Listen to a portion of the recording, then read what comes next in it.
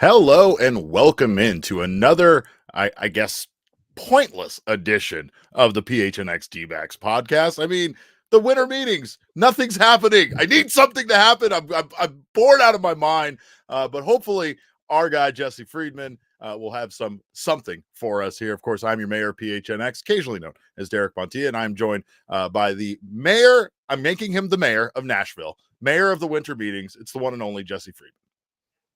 The mayor of Nashville, Derek. I can't be there. I so figured have you to would have appoint claimed that even though you're not actually here. That Yeah, just no, seems you're like a right. title that you wouldn't have let slip to anyone else. Totally on brand for me. I have no idea what I'm doing when I just relinquish that to you, but you're doing a lot of work. You're following Mike Hazen around. You are thankfully tweeting about everything he's eating and the condition of his tummy, which we are very thankful for. But Jesse, of course, we know that there is not a lot happening. We just got some breaking news from Jeff Passan that the New York Yankees and the Red Sox completed a trade for Alex Verdugo that's going to send him to the New York Yankees. Surprising to see these two teams crossing, I guess, their lines of hatred and accomplishing a deal.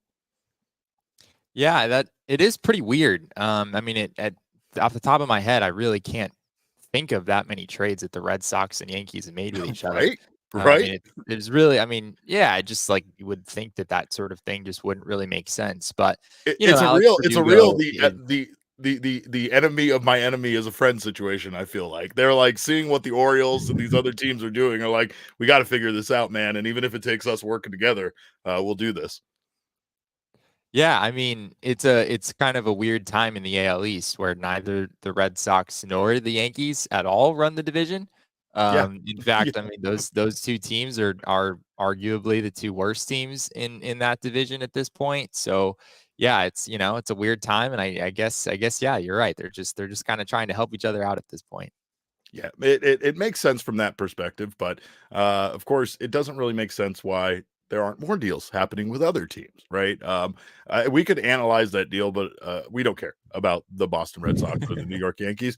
We care about the Arizona Diamondbacks, and that's really what I need to see happen when I'm talking about the lack of moves.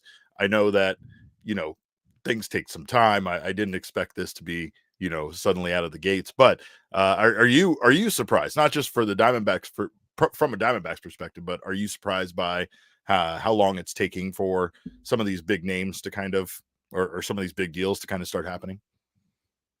I feel like it's almost an annual thing where we're kind of sitting around at the winter meetings. It's only my second time being here and seeing it in person, but it seems like the off season in recent years has just gotten off to a bit of a slower start. I don't really know exactly how to explain why that is, but yeah, this isn't necessarily uncharted territory with the winter meetings maybe not being the most exciting.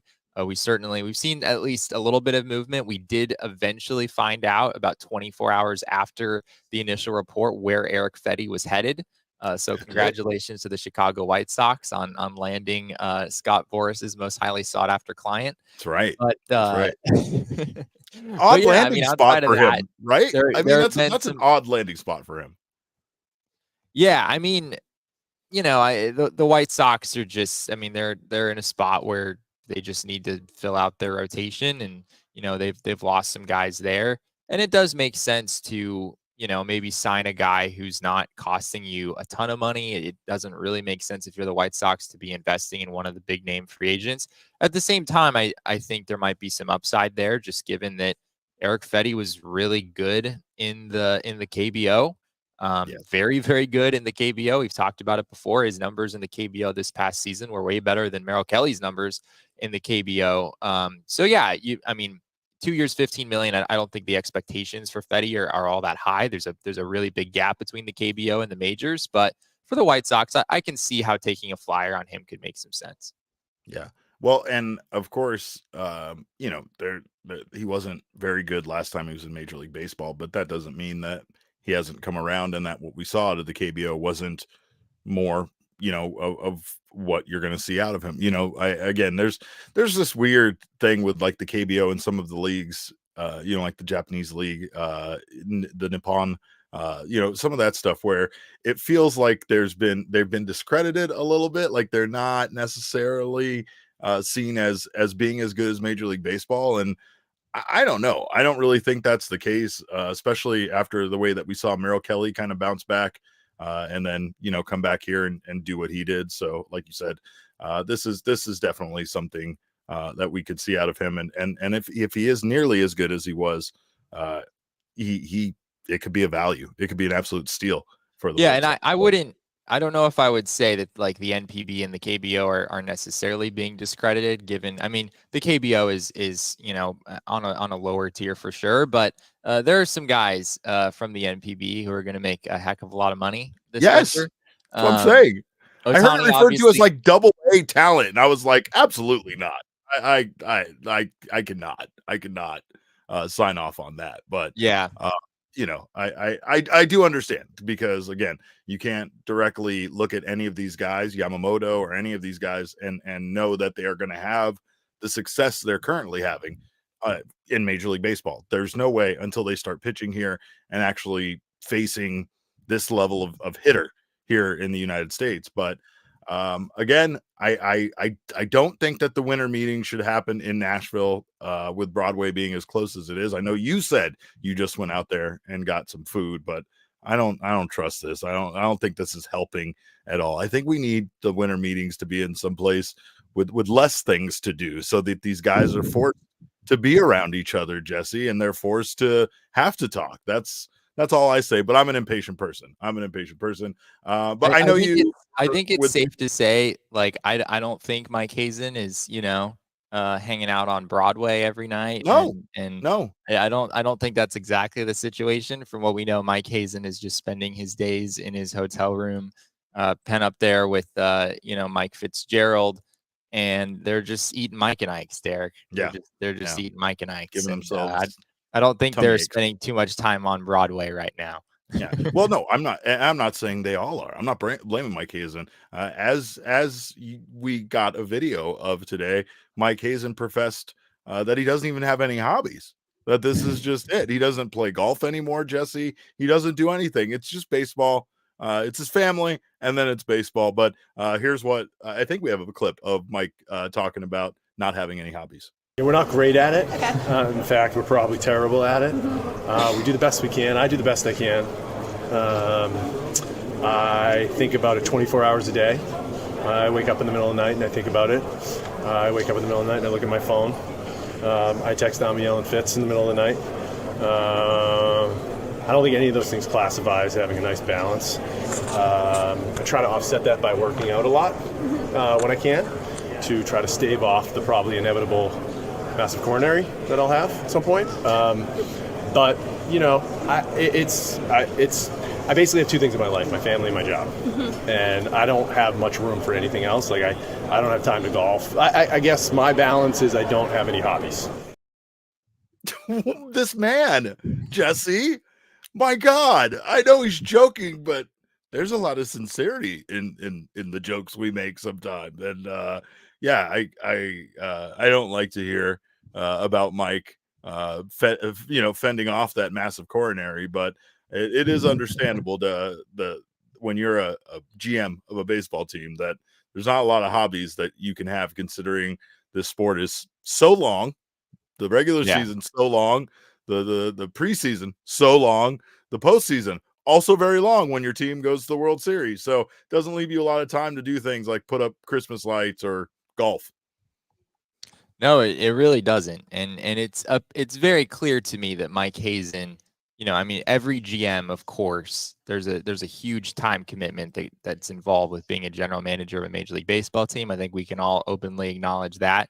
But it does seem like Mike maybe even takes this to another level where, he'd be the first one to tell you. I mean, as you heard there, like he is constantly texting people in the D-backs front office in the middle of the night. And as he said there, he's thinking about it 24 hours. It really is an all-consuming kind of job.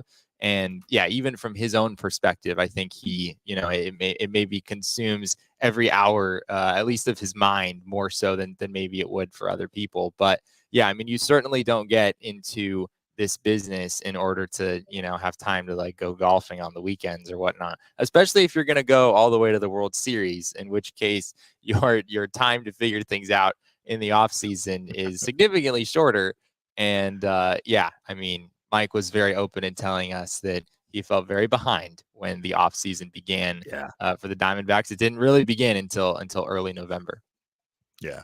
I also understand working out to stave off a massive coronary.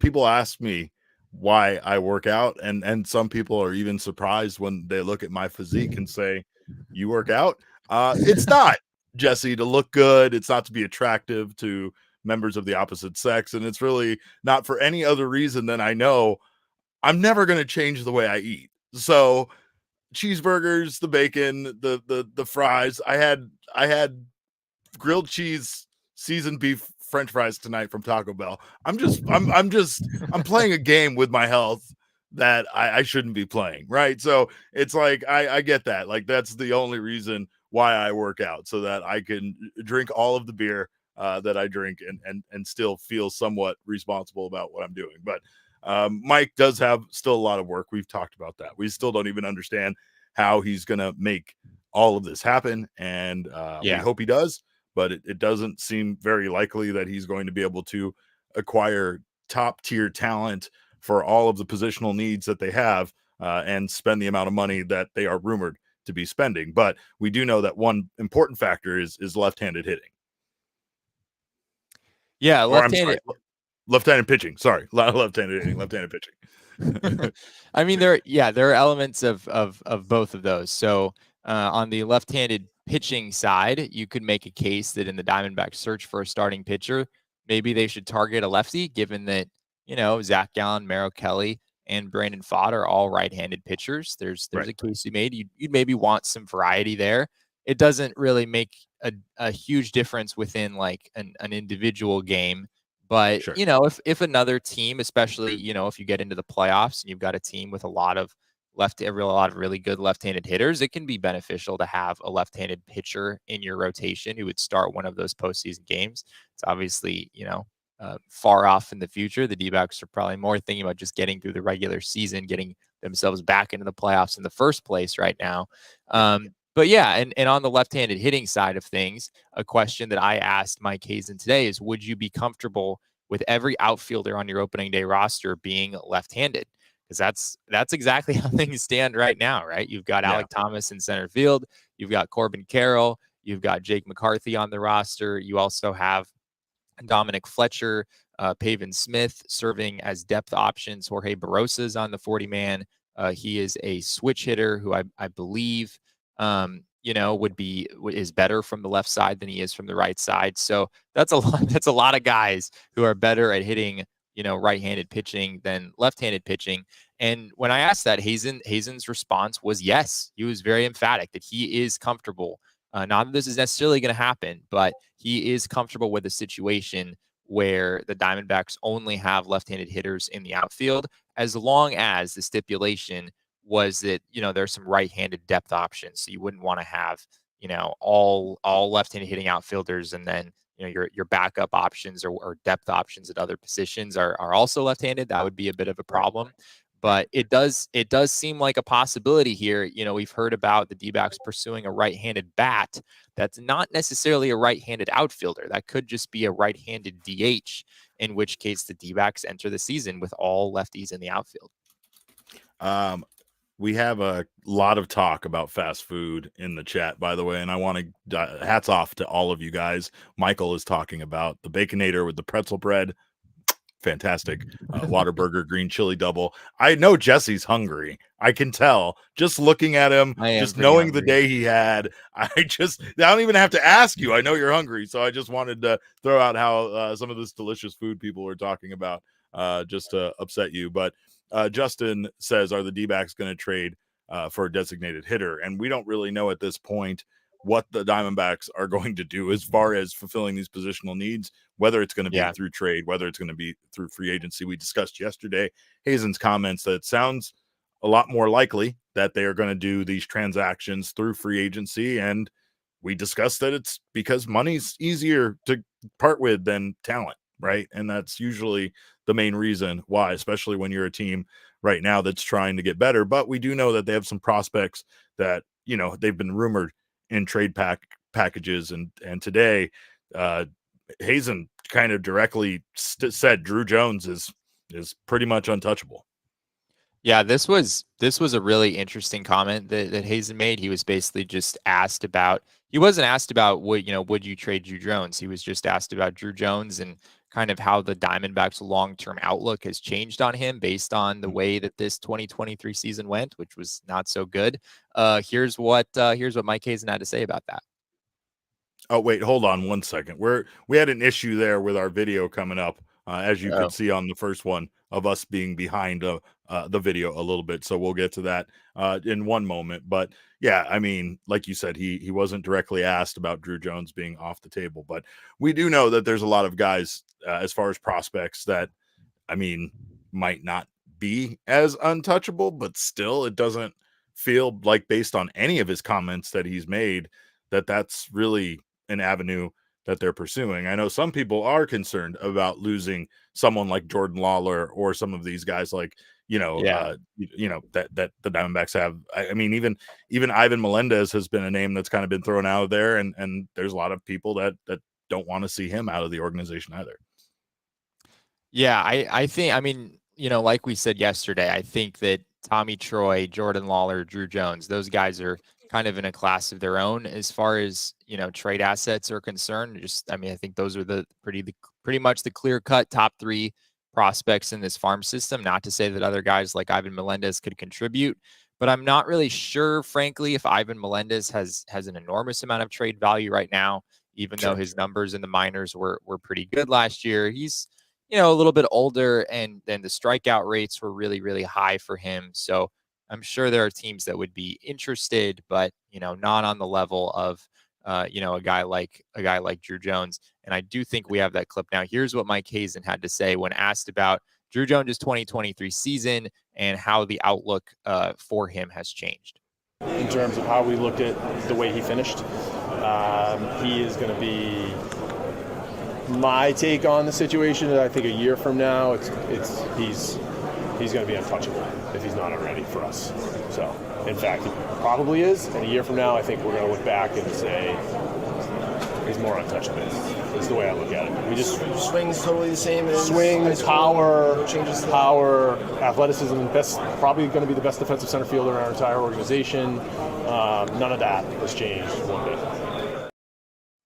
First, get your damn microphone out of the shot, Friedman. All right. Second, I have to defend myself. But if you're gonna say that, the way that I filmed this was actually with a tripod. So there's a tripod like sitting sort of next to me. But the problem was Mike kept swaying, like in different directions. Different people would join the conversation, so I kept having to adjust it. And I also I couldn't see, whether my hand was in it with the microphone or not. So anyway, I'll let you go on that one. But you just have to put up with I'm not going to let Mike go on the idea of a guy being untouchable and then more untouchable next year. But yes, I get what he's saying here as far as he feels like Drew Jones is going to make a big leap from what we're seeing. Like you said, kind of with Ivan Melendez, his numbers right now weren't great. There's plenty to still be excited about, and he still has plenty of potential. The potential is through the roof, but you wouldn't really potentially get nearly as much as he's actually worth right now based on some of his early numbers. And some people are already kind of frustrated with him when he's just in a very early stage in his career and hasn't even started to blossom as a major league athlete. It was a really interesting comment for Mike to make, just the way that he answered this question. Again, he wasn't asked about a trade of Drew Jones, and yet one of the first things he said is he's talking about, Drew Jones being untouchable, and how, and an interesting way of putting it, right? That Drew Jones is, will be untouchable next year if he's not already. In fact, I think he probably is. So he, he's just kind of going back and forth on whether Drew Jones is untouchable or not. It's not necessarily something that I would read into as, oh, the Diamondbacks are definitely trading Drew Jones. But it did, if I'm being totally honest, it kind of struck me as like something that would at least make sense to say if you were trying to trade Drew Jones, like the suggestion that, he's a guy who, he's untouchable a year from now. Actually he's untouchable now, at least like pretty soon, like it's just the way that he answered that. It just made me think like, I don't know, 4D maybe chess, there's something going on there. Like you said, especially when he wasn't prompted necessarily about that as a topic, but he used the opportunity in speaking to the media to throw that out there, right? So yeah, I could see that. Mike Hazen's not he's no dummy, right? There's no way that he got the Toronto Blue Jays to trade Dalton Varsho for Gabriel Moreno and Lourdes Gurriel without being a bit crafty. But of course, you did also, or media had a chance to talk to Torey Lovullo yesterday. And just before we moved on, I wanted to once again show everybody how relatable Torey Lovullo is. He was asked about basically, did he go back and watch the World Series? Did he go back and review the games or pick up anything? And this is what Torey had to say about going back and watching any of the World Series or any of the Diamondbacks postseason run, in fact. I haven't watched one pitch. I saw it pop up on some of the replays, but I haven't watched. I get on it, watch, a commercial, and then turn the channel. So I didn't watch one thing. I don't think I will, to be honest with you. I don't have any desire to right now. Why? Probably because it wasn't the final destination. Maybe if it was and we had won, I might look at it a little bit differently. Yeah, I don't have any desire to, because it seems like that whole entire week plus however long it was didn't go anywhere close to the original script we had planned. So I don't have a desire to. It's interesting. It's interesting to hear him say that, and I just wanted to get your thoughts on not wanting to go back and watch that. I think that's probably what I would have expected him to say. Torey, and he was also asked a follow-up, like, is this normal for you? Would you normally go back and watch game film after the fact or whatever? And, he said, of course, there are certain things he would want to watch for, just from a coaching standpoint. But by and large, he said, no, almost never does he go back and, watch games over again. He kind of seems to like to focus on the future and what's next and, how things can be better moving forward, and just sort of keeping the mindset there rather than looking at what's happened in the past. So I wasn't surprised. If I were him, I would like at least watch some highlights of the D-backs Dodgers series, because that was an especially glorious time to be Torey Lovullo, one would at least think. The Brewer series, I mean, there were some really, remarkable moments for this team there as well. But yeah, I mean, as a manager, I guess your job is to be even keeled, never too high, never too low. And so, even in those moments where the D-backs were seemingly on top of the world, we saw Torey give some pretty fun clubhouse speeches, but by and large, he's kind of trying to keep a level head in all of this. And, moving forward, it doesn't sound like he's planning to bask in some of those wins that the D-backs had. Well, that, like you said, that's very on brand for Torey. He has always been a guy that has preached about not getting too high on the wins and not getting too low on the losses. You kind of have to flush everything and move forward. And there's some that might disagree with that philosophy and say that there is a lot to be learned even from the losses, right? But I think from Torey's perspective, he learned it in real time and doesn't need to go back and just review his mistakes and decisions that he made over again and kind of relive something that probably caused him, in all sincerity, a lot of sleepless nights, a lot of moments of just questioning, your actions, your decisions, as if anything at any point could have gone differently, that you could have impacted it, anything you could have done to maybe, especially when you get that close, right? It's so much harder to live with when you were that close rather than when you still had maybe, like, hey, we lost in the NLCS, and who knows what would have happened in the World Series. So there's a lot of that's still just wonder.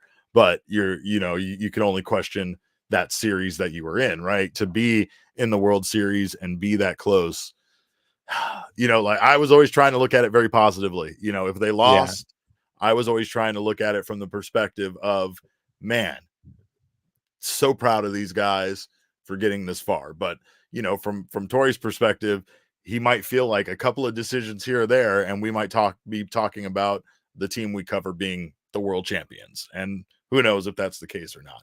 There's a lot of interesting comments, by the way, Jesse, in the chat, of people talking about essentially prospects being cool, but World Series rings being cooler, like our guy Brute Squad Barbecue says. A couple of comments here. Benjamin Hunley talks about, like, he'd be more excited about Dylan Cease than Drew Jones. He also says, why are Lawler and Drew still D-backs? We should have traded them for starting pitching by now. So a lot of people here, I mean, I'm sure there's some mixed feelings from the fans in regards to the Diamondbacks making a big move, big trade, especially if they can't financially figure out a way to improve this team and fill all the positional needs they have. But as much as we talk about starting pitching, I think the Diamondbacks can get by for now with the starting pitching they have. I think they can actually be a good team with the guys that they have in their rotation. If Tommy Henry is able to come back, and we can kind of get Ryan Nelson and Tommy Henry pitching the way that they were last year. I don't think anyone wants to see that, Derek. Yeah, nobody wants to see that. And I get that. You know what I mean? I get that. But I also think that there's actual, players that they're losing that they need to do something about, as far as, an outfielder and some other needs that, like, they are. I mean, yeah, they can call some guys up, but they have a lot of work to do. And again, starting pitching, even though it's the focus, and is the thing that can probably improve this team the most, might not be the thing that they need to get done as much as, some of these other things. So anyway, they were linked to Lucas Giolito today. For whatever that's worth, it was a JP Morosi tweet that came out at some point during the middle of the day. But I mean, at this point, from what we've heard from Mike Hazen, the D-backs have been engaged on, I mean, what he said yesterday was basically all areas of the free agent market, right? Presumably the guys at the very top. I know Nick McCord reported that the D-backs made a run at Sonny Gray. And yeah, I mean, in some ways it just feels like common sense that Lucas Giolito would be someone that they'd have some level of interest in. Sure. The report didn't, it didn't indicate that anything was close or anything like that. So it almost feels like with every passing day, those kinds of reports just mean less and less. Like, oh, the D-backs checked in on, Jack Flaherty. Like, sure, like, of course they did. Not surprising. Are they going to sign him? Are they really interested? These reports don't often say. They just indicated there's some level of interest. And from what we've heard from Mike Hazen, it sounds like there's probably some, or at least there has been some level of interest in a lot of different guys. And what you brought yesterday was that Mike Hazen wasn't necessarily just looking for one starting pitcher, but for two. And when you talk about some of these other guys, these are guys that could maybe fit that fifth, spot in the starting rotation. And then whoever they get as far as maybe the bigger name or, whatever, that could be the person that factors in at three. Who knows? I do understand Hazen's comment about not needing to replace Zach Gallen and not needing to go out there and get an ace. So that could also be the reason why they're checking in on some of these. I feel like, you're disrespecting them by saying, like, oh, some of these lesser pitchers, but yeah, like some of the more mid-tier pitchers, some of the other guys available on the market that aren't going to fetch as much money as someone like Jordan Montgomery, which, by the way, we have this tweet from Gambo, and Gambo apparently says that the Diamondbacks are not in on Jordan Montgomery. Gambo says, I would say that Jordan Montgomery is unlikely for the Diamondbacks in free agency. I'm guessing a big part of that is the cost of Montgomery. Yeah, I mean, it's kind of what we expected, right? I mean, we've been saying that, that top tier of the market, while according to Mike Hazen, the D-backs are seemingly engaged in all areas. I guess we assume that includes the top of the market, but yeah, for them to be the highest bidder, like he said yesterday, I mean, he said yesterday, there's a lot of competition out there and you don't know how those things are going to go. And it was always far-fetched. It always seemed far-fetched that the D-backs would be the highest bidder on someone like Jordan Montgomery when all is said and done. And that might not be the worst thing, right? I mean, giving Jordan Montgomery 6 years and 140 million or whatever it is when all is said and done, that's a pretty big contract for a guy who's I don't think I've ever viewed as being a true, number one, maybe even number two starter. I think Jordan Montgomery is a solid mid-rotation guy, one of the better mid-rotation guys out there. If he's your three, that's a really good number three. But, a few years from now, once you get into the middle of this contract, is he still that guy? Does he become more of a number four, number five starter type at some point? There'd just be a lot of risk there. And I'm not sure that Montgomery is good enough. He's not Greinke, right? Like he's not quite at that level where it would make sense for the D-backs to go above and beyond in order to try to make that work. Well, we thank you guys for bringing your opinions here in the comments and being here in the PHNX Sports YouTube channel tonight. Of course, if you haven't subscribed to the channel yet, make sure to do so now. Sign up for notifications. That way you don't miss whenever we go live. Leave us a like. We always appreciate those attaboys. We are not anti-attaboy around here. If you're a listener on the audio podcasting side, we love you too. Make sure you drop us a review. We always appreciate those 5-star reviews. And of course, make sure you're subscribed on the audio podcasting side. Of course, this holiday season, Circle K is the place for you to stop wherever you need to fill up. I know you're doing a lot of running around. I know you're trying to get some decorating done, some presents done. I know Jesse hasn't even started. He's not even thinking about what presents he's got to do. But I know there's going to be a day where he is going to run himself ragged to get all of his shopping done. And of course, the perfect place for him to fill up his car is Circle K. Gas is cheap, but you can get even cheaper gas right now if you join their Inner Circle program for free by downloading the app, the Circle K app, and join in the app. Of course, terms and conditions apply at participating locations. Visit circlek.com for details. But once you do join the Inner Circle, you will save 25 cents per gallon on your first 5 fill-ups. You also save 3 cents per gallon every day after that, and you'll get all sorts of wonderful benefits. Like right now, they're doing like the 31 days of Christmas, and I think there's like scratcher kind of deal in the app where you get free stuff. You'll get buy one get one free, so don't miss out. Join the Inner Circle today and get yourself all sorts of free goodies from Circle K. Also, our friends at Wink Seltzer is another great option this holiday season. I know you guys are all dealing with family, and a great way to deal with family is with Wink Seltzers, which are available online for consumers to buy direct to their doorsteps from drinkwink.com, and that's WYNK. The product is a THC and CBD seltzer drink. In each can, it comes with either 2.5 milligrams or 5 milligram per can doses. They have 0 sugar, 0 calories, and 0 alcohol. So they're a great alternative if you're looking for that kind of thing. And they come in a variety of flavors such as mango, lime, and my favorite, black cherry. You can buy them right now in a 12-pack, a 24-pack, and variety packs right now on their website. And I'll tell you, this is probably the best deal that we have for you guys this holiday season. You use promo code PHNX and you will get an additional 50% off your order. That is not 15. I did not misspeak. That is 50% off your total order by using PHNX. So do so right now. The Rule 5 draft, Jesse, takes place tomorrow night.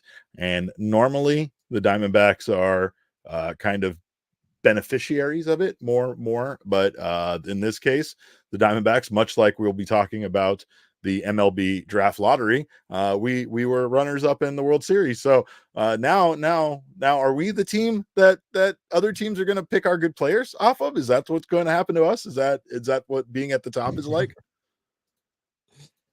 I mean, I guess being a serious contending team means that you're not as likely to protect guys because you're trying to keep 40-man spots open for for guys who you really feel are going to make an impact on your major league team. That's something that Mike Hazen has talked about.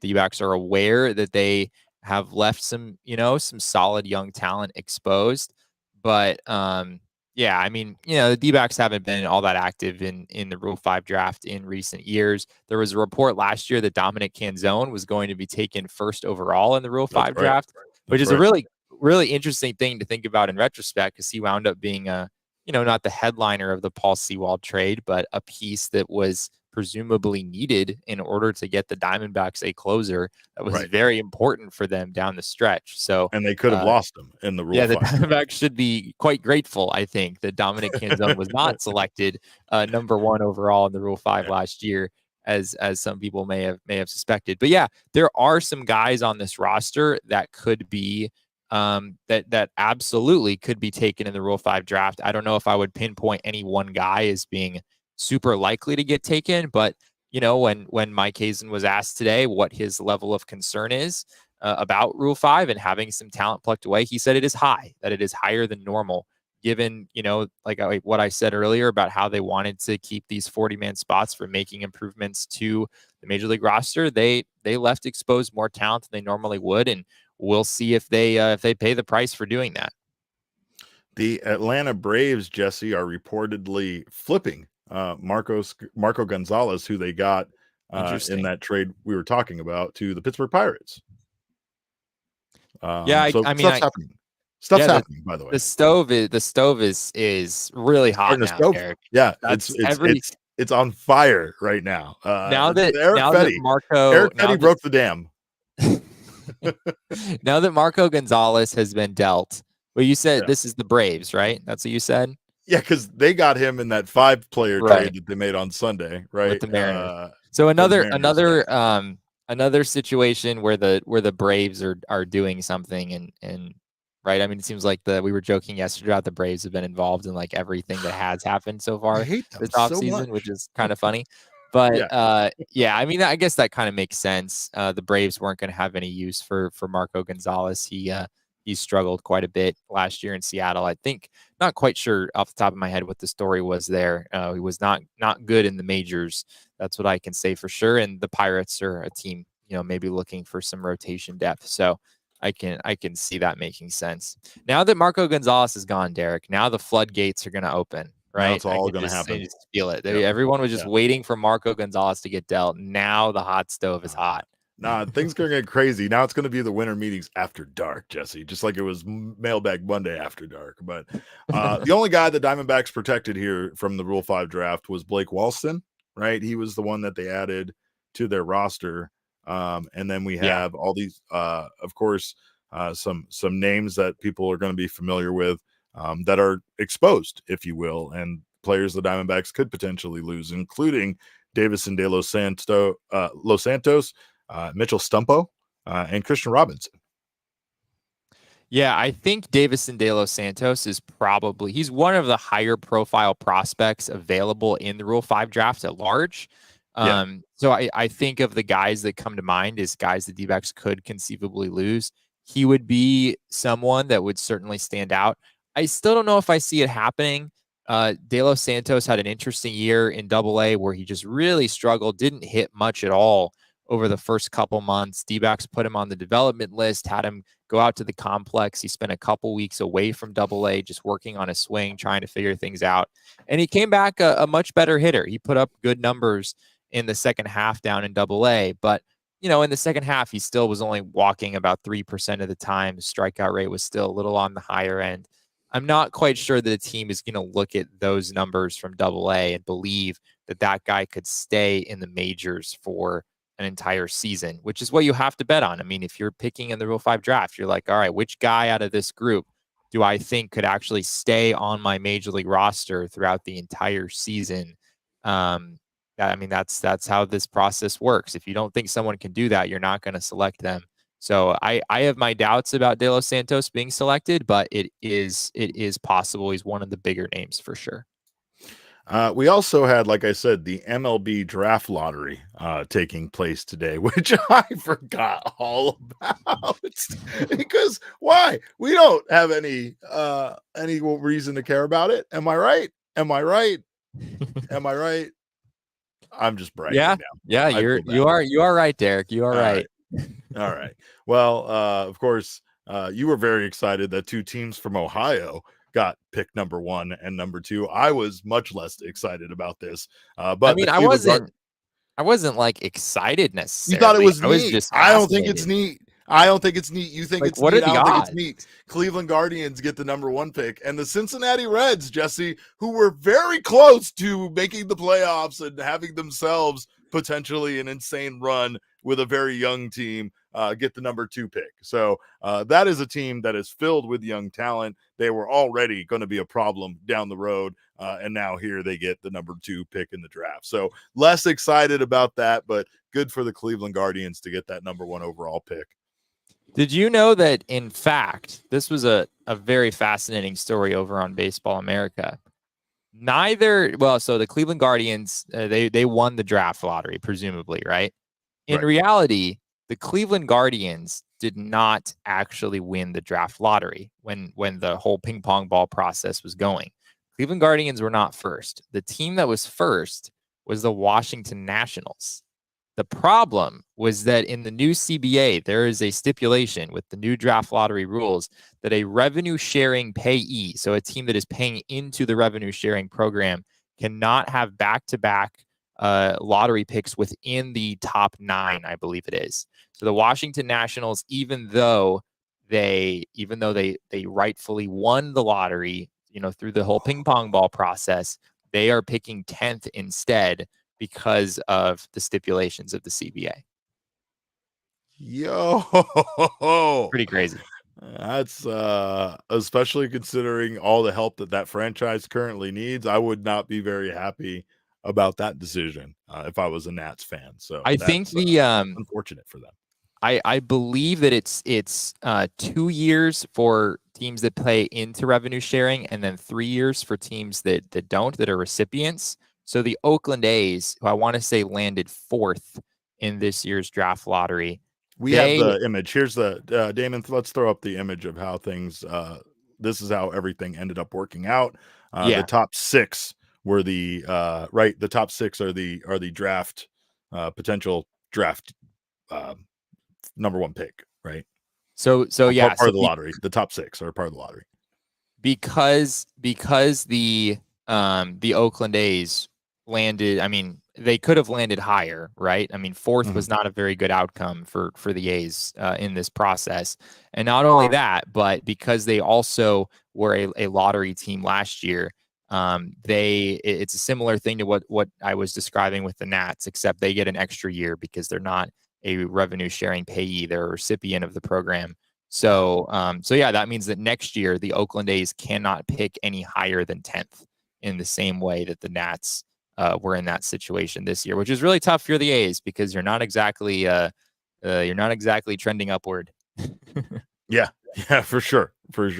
And you'd like to maybe get things figured out a little bit by the time you make that debut in Las Vegas, but probably not going to happen. But yeah, again, these are problems that we don't concern ourselves with. As you can see, Diamondbacks nowhere there in the top 18 because they won't be picking there, but they will, thanks to Corbin Carroll winning the Rookie of the Year. They will have a couple of draft picks fairly close to each other there right at the end of the first round and after the first round ends. So hopefully the Diamondbacks 29 and 31 is what the D-backs have. And then they have something close after that. I'm not exactly sure yet where it falls, but somewhere around 35-ish. Okay.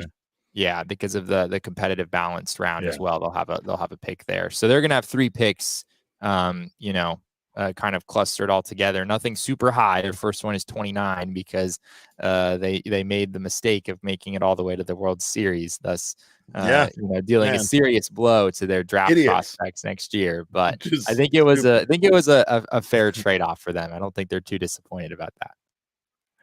All right. Well, let's see here.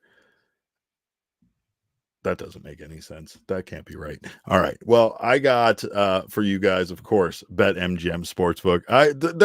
There's things that are changing around here, and I mean, again, I could be wrong, but I'm looking at my ad read, Jesse, and if you haven't signed up for BetMGM yet, this can't be right.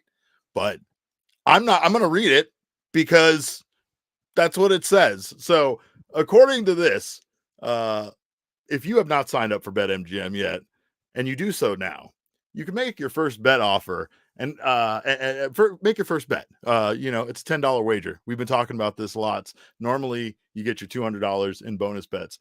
I'm being told, according to an update on our ad sheet, Jesse, that if you are a new customer and you make that first bet of at least $10, you will receive up to $1,500 back in bonus bets if the bet loses. All you have to do is download the BetMGM Sportsbook app on iOS or Android, or visit BetMGM.com. Sign up and deposit at least $10 into your BetMGM Sportsbook account. Place your first wager and receive up to $1,500 back in bonus bets if that bet loses. If the bet does lose, your bonus bets will be available once your initial wager is settled. All you have to do is sign up for BetMGM, use bonus code PHNX, place your first BetMGM Sportsbook wager through the Sportsbook mobile application of at least $10. And if that bet loses, your bonus bets will be available once your initial wage is settled. So get on it now, because this is probably one of the best deals you're going to get over at the BetMGM Sportsbook app. Check out the show notes for full details. And now listen to Shane talk about the disclaimer. Gambling problem? Call 1-800-GAMBLER. Colorado, D.C., Illinois, Indiana, Kansas, Louisiana, Maryland, Mississippi, New Jersey, Nevada, Ohio, Pennsylvania, Tennessee, Virginia, West Virginia, Wyoming. Call 877-8-HOPE-NY or text HOPE-NY 467-369 New York. Call 1-800-327-5050 Massachusetts. 21 plus to wager. Please gamble responsibly. Call 1-800-NEXT-STEP Arizona. 1-800-BETS-OFF Iowa. 1-800-270-7117 for confidential help Michigan. 1-800-981-0023 Puerto Rico in partnership with Kansas Crossing Casino and Hotel. Visit BetMGM.com for terms and conditions. U.S. promotional offers not available in D.C., New York, or Ontario. Hello, Ontario. All right. Well, I talked about Las Vegas a little while ago and the A's trying to get their stuff together before they move there. But if you want to experience all the joys of going to Las Vegas without making that 4-hour drive, and I'm going to say 4-hour drive, maybe it's 5-hour drive. Maybe those of you that don't get speeding tickets on the way to Las Vegas, maybe it takes you 5.5-hour drive to Vegas in 4 hours.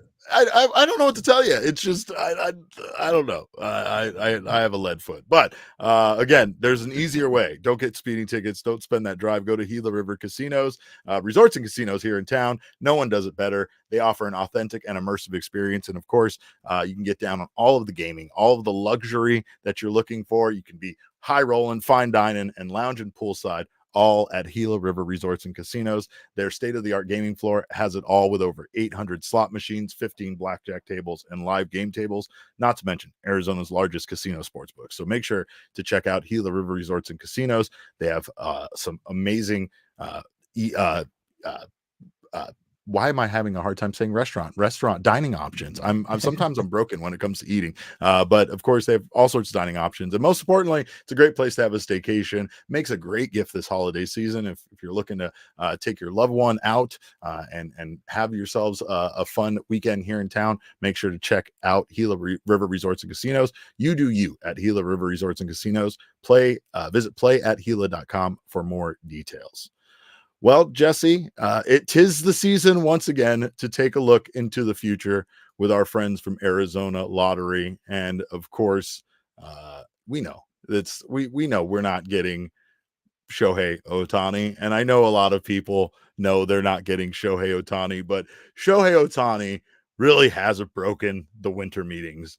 We make all these jokes about these hot stoving going on, but we know what we all want. We know what information we want. Meanwhile, Ohtani's at home, completely unaware of the stress that he's causing on all of us, the sleepless nights that it's causing, everything that's going on. He's probably playing with a dog, enjoying his time, doing something wholesome. But the Dodgers, Jesse, I'm happy to report, are officially out of the running for Shohei Ohtani, thanks to Dave Roberts. Because Dave Roberts apparently today told the media that the Dodgers did in fact meet with Shohei, and according to a previous statement that Ohtani's camp sent out, any team that was going to talk about meeting with Ohtani was going to have that held against them, which has turned this whole thing into just such a weird situation. What an absolute nightmare for the Dodgers, right? I mean, Dave Roberts is down bad, Derek. Dave Roberts is going to have a long night. This is going to be, it's probably going to be tough for him. No, he reportedly got a call right away. Like, someone said that he was basically immediately on a phone call, probably with someone from the organization, telling him about the huge mistake he had made. Yeah, I very much regret my decision not to be present for Dave Roberts' presser, because it was actually it was right here. I mean, we're a stone's throw away from where Dave Roberts would have been sitting, or at least I am right now. So yeah, this is a statement that it had been reported that Ohtani's camp was going to hold it against teams, as you said, if they leaked any of this stuff. I don't know if I think it would be outrageously petty on the part of Ohtani and his agent to pass on the Dodgers because of that, frankly. No, I don't think that at all. I completely disagree with you. I think that would be a great reason to pass on the Dodgers. Any reason to pass on the Dodgers is a great reason, Jesse. That's what you got to keep that focus, okay? Got to keep that energy. I think that this whole situation with Ohtani, where everything is so mysterious, is getting old. Yeah. And I agree. I don't know that it is now. Granted, there is a universe in which reporters don't exist, I guess, and we find out about all this stuff via like team press release, which would probably result in a lot of fans leading much happier, more fulfilled lives when they're not constantly worried about like the latest report from John Heyman or whatever, right? About who their team is showing interest in. It might be a lot get a good easier. night's sleep finally. Just one good It night's might be a sleep lot where I don't wake up worrying about a trade happening while I'm asleep. But yeah, I think that there's something fun about this time of year where those reports are circulating, and obviously there's a limit to it, right? I mean, there's only a select few of people who are usually breaking these kinds of stories, and I certainly wouldn't want a world in which we knew everything about all of the negotiations with every player. Or actually, I kind of would want that world if I'm being totally honest, but I recognize how ridiculous and absurd that world would be.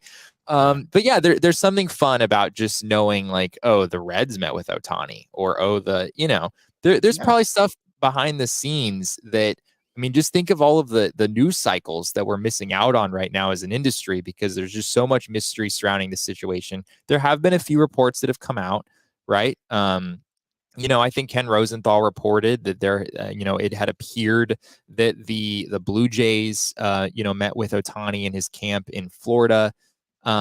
So these things are still out there, but I just think the need to protect this information to this degree, I just think is kind of dumb, frankly.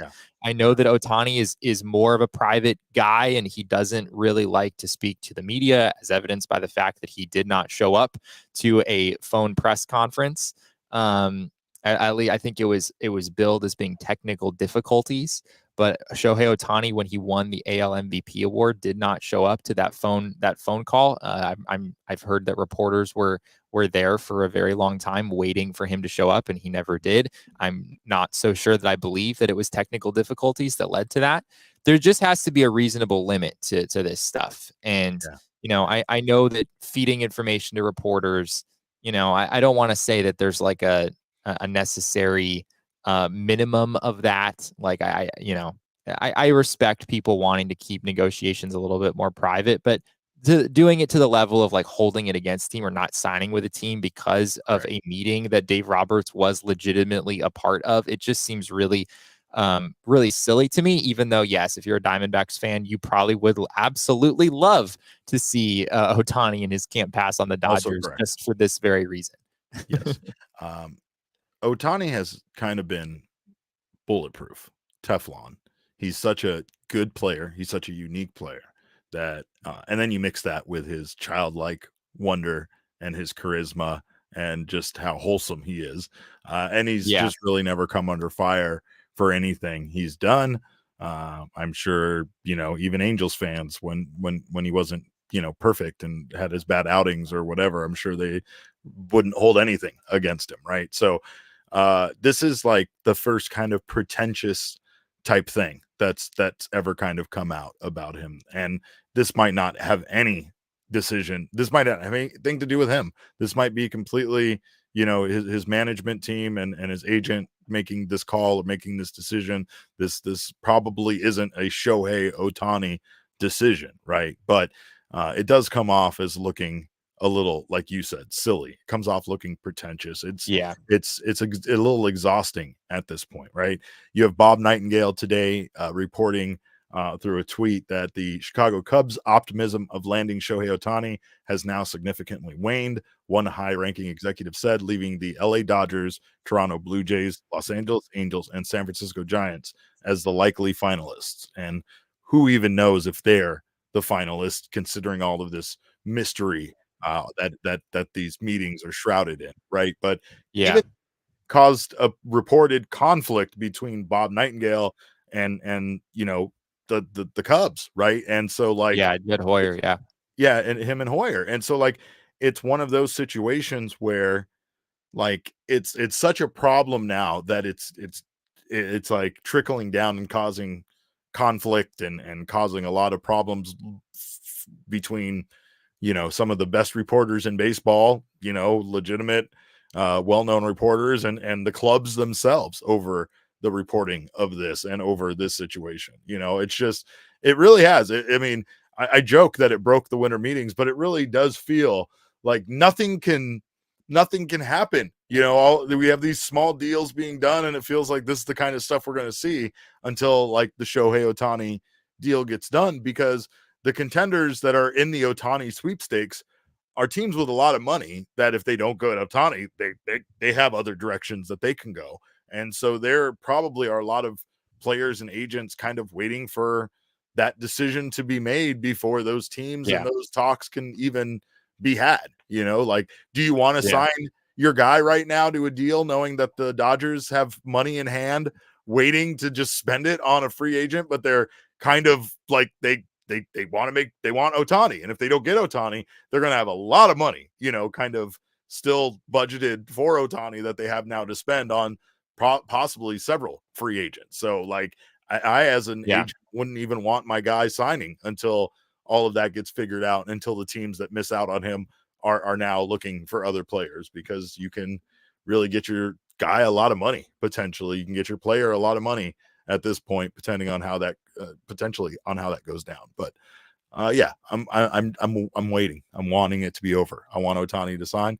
And when I hear that the Blue Jays are in the mix, I am 100%, Jesse, rooting for the Toronto Blue Jays to win this situation. It is the best possible outcome at this point for the Arizona Diamondbacks, aside from us getting him ourselves. Yeah, I mean, of all the teams that are in the mix, like, you wouldn't want the Cubs to get him, because even though they're not in the same division as you, they're still, if you're in the wild card race, they figure to be in the wild card race as well. We saw how close that race was this past season. You don't want that. You obviously don't want the Dodgers or the Giants, given that they're your direct competition in the NL West. And I mean, I guess the Angels is fine. I mean, I think as a baseball fan at large, it's maybe a little bit sad. It would be a little bit sad to see Shohei go back there, because you just know that it probably means that we're just never going to see Shohei Ohtani play a playoff game. I'm also okay with that, Jesse. I'm okay with that. At least but I want to see Ohtani, just as a baseball fan in general. I want to see Shohei Ohtani in the postseason. I think it would be good for baseball for that to happen. And the Toronto Blue Jays seem like a team that is sort of in this prime area where they would benefit very much from having Ohtani. Like they have a need for Ohtani in a sense. This past year was not what Blue Jays fans hoped it would be. And yet also they're not a team that just has such an absurd amount of wealth, or the Dodgers, if they do not get Ohtani, will still be widely expected to win 100 games next year. The Blue Jays are not in that situation. They're a team that would have a good chance to get to the postseason and, make some memories with Shohei Ohtani in the postseason, something that I want to see, while also not being a team that it's just like, all right, well, that team has all the money, or, that team is already outrageously good. So, here we go. That team's just going to get all that much better. The rich get richer, if you will. I'm with you. I think just overall, from like a larger baseball fan perspective, I think Ohtani on the Blue Jays would be a win for a lot of different people. Unless you root for an AL East team, then you might not be too happy about it. I'm so tired of talking about Ohtani that I just tuned you out that whole time, and I just was dealing with this scratcher ticket, right? Okay, And fair enough. I just want to report, Jesse, that 5 seconds into scratching this scratcher ticket, you and I collectively as a team won $5. So Okay, and that's all right. without me even scratching off the rest of it. That's literally just the first line. And let me see, we got 38, we got 40. I got a lot of math to do on there because these are a lot of fun. And I can't wait to figure out how much more money. I probably shouldn't be telling you how much money I won, especially with the 50,000 one on there. I'll probably keep that to myself. But again, Arizona lottery, 'tis the season for. If you not ever only do looking win ahead- 50,000 on one Yeah. of those, I know Yeah. that you're just gonna tell me about like the $5 part, and then you're gonna keep You're the very rest astute. for yourself. You're I'm very gonna have astute. to You're right. keep a close eye on that. I would probably audit me. That's probably a good idea. And I mean, really, when it comes to buying these holiday scratchers for other people, I'm pretty bad at it because I was going to put some in stockings and then I was like, there's time. These can be for Dare. These are Derek's and these might win. I don't know. Every lottery ticket I buy for someone else, as much as I want to give that to them, I think this might win $500,000. Why am I giving them? Do I like this person enough to just give them $500,000? Well, you might do that very thing this holiday season. So make sure to check out holiday scratchers from the Arizona Lottery. They make last minute shopping easy, as Jesse can attest to. They make a perfect gift. They make great stocking stuffers. There's a scratcher for everyone on your list. They cost as little as $1. And again, they can win you up to $500,000. So go out and buy your holiday scratchers today. And if you got some company coming over like I do, I just found out last night, Jesse, that it is my turn to host Christmas at my house, and that is an absolute nightmare for me. I am not happy about that. So I'll tell you, if you have family coming and you want to make your house look as nice as you possibly can, great idea is to finally get that flooring done with our friends at Empire Today. I've been telling you about how easy it is to shop at home with Empire Today, but it's because they have their virtual floor designer. And again, we all know there's like certain things in life we don't like to do. We don't like to go to a car dealership and deal with all of that haggling all day long. None of us like to do that. Well, Jesse seems to kind of be an odd fan of it, but the rest of us are not. But there's other things we don't like to do, like go sit in a floor room all day and talk to a salesperson and have to look through books and make all these decisions. And of course, Empire Today makes it easy for you that you can do that all at home. They pride themselves, in fact, on their convenient shop at home service. They help customers shop for floors where they use their floors so they can see exactly what their new floors will look like in their home's lighting and decor. And that way you can make an informed decision. So again, if you want to spruce up your home before you have those guests this holiday season, make sure to schedule a free in-home estimate today. All listeners can receive a $350 discount when they use promo code PHNX. Restrictions do apply. See empiretoday.com/PHNX for details. And that name, once again, was Empire Today. I love doing that. I've listened to that jingle for a long time. So anytime I get to do that, it's a pleasure. But Jesse. Tim is very anti-Lucas Giolito in the chat. Oh, he said, it's not a good stocking stuffer, Lucas Giolito. Well, you might not be wrong about that, but we'll see. Diamondbacks still have some upgrades that they need to make. And again, with Mike Hazen going after 2 starters, I don't think anything's off the table right now. They did bring in at one point, I don't know if you guys remember, but Zach Davies, who was our ace for a week. So anything can happen. But we do appreciate you guys, of course, being here. Jesse, what do you got on the schedule for tomorrow? More monitoring, Mike Hazen's eating habits. Yeah, that's priority number 1. Absolutely. What was on the menu? When we were in his hotel room yesterday, there were Mike and Ike's there as well. So apparently Mike and Ike's are very prominent in the Diamondbacks front office meeting. The official sponsor of the winter meetings, Mike and Ike's. There you go. No, we have a manager's breakfast tomorrow. All right. Which actually Diamondbacks manager Torey Lovullo, we're told, will not be able to be present for that. Instead, we will have breakfast with bench coach Jeff Bannister. Oh, hey, so that should be fun. Hanging out with Banny in the morning, and then the Rule 5 draft is at 1:00, I believe, Nashville time. So I think that would be noon for you guys. I do want to add real quick. We touched on some guys the D-backs could potentially lose. I also asked Mike Hazen about whether the Diamondbacks would make a selection in the draft. They do have, as of right now, 2 open spots on their 40-man roster, so they conceivably could. Mike said probably not, though. He did mention, they're going to, go through all the names and do the research. He mentioned that, if anyone, it would be a relief pitcher.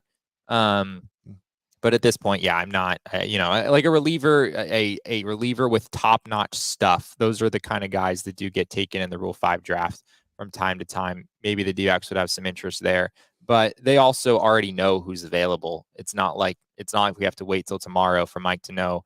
I guess there are other teams picking in front of them, to be sure, but a lot of times in the Rule 5 draft, whether you're making a pick is not as much about who's picking in front of you as like, do you actually want anyone? Based on your own in-house scouting reports and whatnot. So my guess is the D-backs don't take anyone tomorrow. All right. Well, we will be back roughly at 2:30, depending on media availability with Mike Hazen and when Jesse gets all that wrapped up. So make sure to join us at a more reasonable hour for many of you, or at least for me. I'm, like I said, self-professed early. I go to bed early. I'm Past an early your sleeper already, Derek. Yeah, it's terrible. This sucks. I don't like this at all, Jesse. This is taking me back to getting drunk at 11 o'clock at night on champagne after winning, the NLCS, or NLDS. Wait, CS. I don't know. I got drunk after a lot of those series, so we'll see what happens. But after Jesse has biscuits with Banny and we get that Rule 5 draft, we'll be back. You can follow us in the meantime on Twitter. I'm at cap_caveman with a K. Jesse is at Jesse and Friedman. Our show is at PHNX_D-backs. Of course, our producer is always the people's producer. It's the one and only Damon Dog. We are Damon's dogs. Bark, bark. Bark. You can follow him at Damon Dog. That's DAWG. Of course, all roads do lead to at PHNX_sports on Twitter, Instagram, and Facebook. We appreciate you guys so much for stopping by tonight. We look forward to seeing you tomorrow. Thank you for your time. And remember, kids, baseball is fun, but it is so much more fun when Ohtani finally signs with a team. We all silly like the mayor.